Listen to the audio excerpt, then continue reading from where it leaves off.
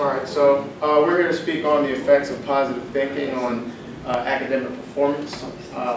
Jonathan and I, of course, like the rest of you, we all did a literature review, so we're going to speak on one article that kind of corroborates both of our points, and then we'll speak on some that allow us to go in depth some more. But the first thing that we brought up, or the first article that we're going to deal with, is actually an article called Who Gets to Graduate? And in Who Gets to Graduate, it was a New York Times article. Basically, there were two experiments that kind of carried through. One was carried out by Professor Laud. He was a chemistry teacher. He basically realized that the greatest indicating factor of how long it takes someone to graduate within a 6-year period, or if someone will graduate within a 6-year period at the University of Texas, was more so based on anything else, was their socioeconomic status. So of course, if you're coming from a poor background, again, the likelihood of you graduate decreased almost like at a 40% clip. At the time, he instituted a program. It was called a TIP program. He started it in 1999, and the whole process of it, or the whole big thing about it, was he was trying to instill positive thinking into at-risk students. These at-risk students he identified through like visiting the provost and getting some background information on them. He had a chemistry class where he isolated the students that were at risk in comparison to the ones who were in his normal 301 chemistry class. By the end of the course, or by the end of the semester, he noticed that the students who were at risk were able to score consistently as the same as those who weren't isolated at the time or brought out. And what he did was he provided smaller classrooms for them and provided things like extra lecture time, but he also did like community building things with these students and giving them like mentors or people who have been through their class before. So outside of just kind of forcing more study habits and more things onto them, he let them know that they weren't isolated from their normal chemistry class because of anything they lacked, but they were still part of a high scholarly community, and that you need to take advantage of this as well and see that so that you can feel successful in this class as well. So ultimately, what he noticed was the students who had normally scored like 200 points less on SATs than those who were already in his chemistry class, as I stated earlier, by the end of the semester, everyone's scores were pretty much consistent and congruent in regards to how they were dispersed.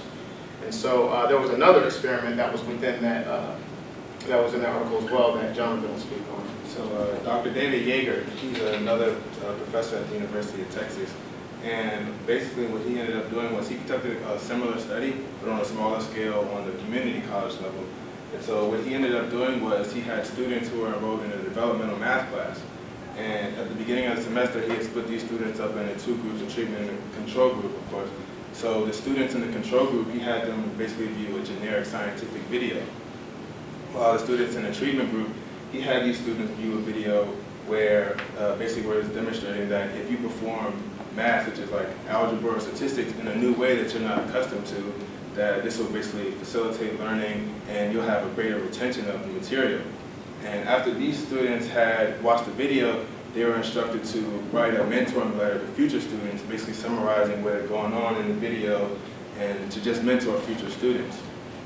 And so at the end of the semester, what Dr. Yeager ended up finding out was the students in the control group experienced a dropout ratio of about 20%, while the students in the treatment group experienced a dropout ratio of 9%.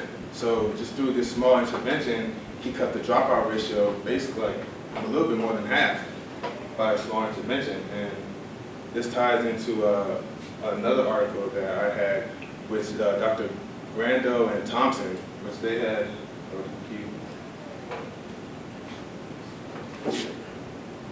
Godrow, I'm sorry.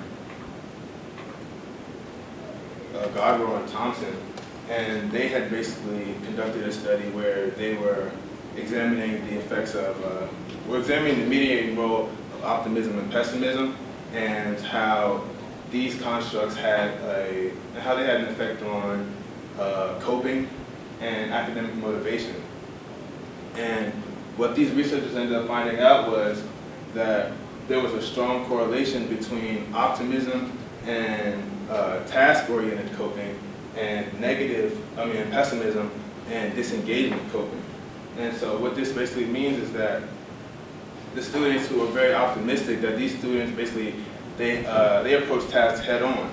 And they kind of saw academic endeavors in order to fulfill certain goals that they had set prior. While students who were more pessimistic, they were really disengaged and they tended to disassociate themselves from those certain academic endeavors.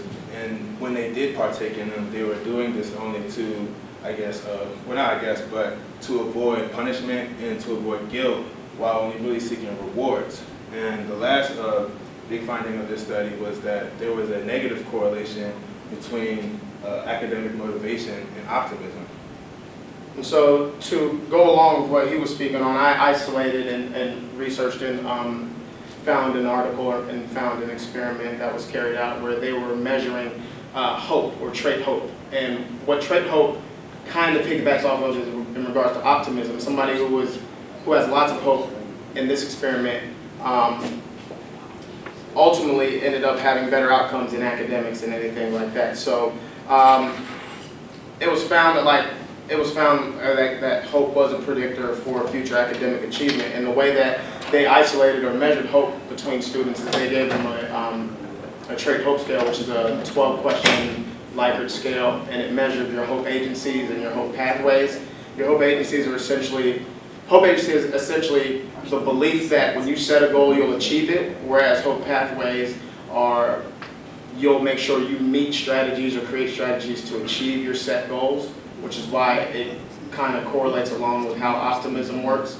But ultimately, it was found that people who ranked high on a trait hope scale also were more successful academically.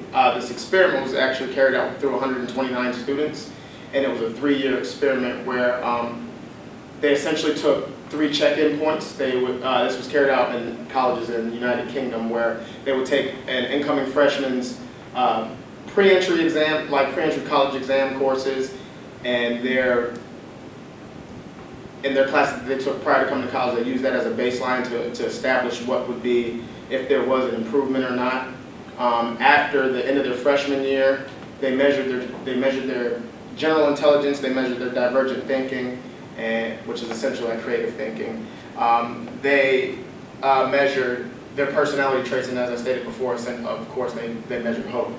And they just found out, ultimately, after the 3-year period, that hope was a greater indicator over academic success, even when you would compare it to previous academic performance from your students. So that leads us to our hypothesis, where, of course, we're speaking that students that measure higher on the continuum of hope or optimism will experience more academic success in comparison to those that exhibit hopelessness or pessimism.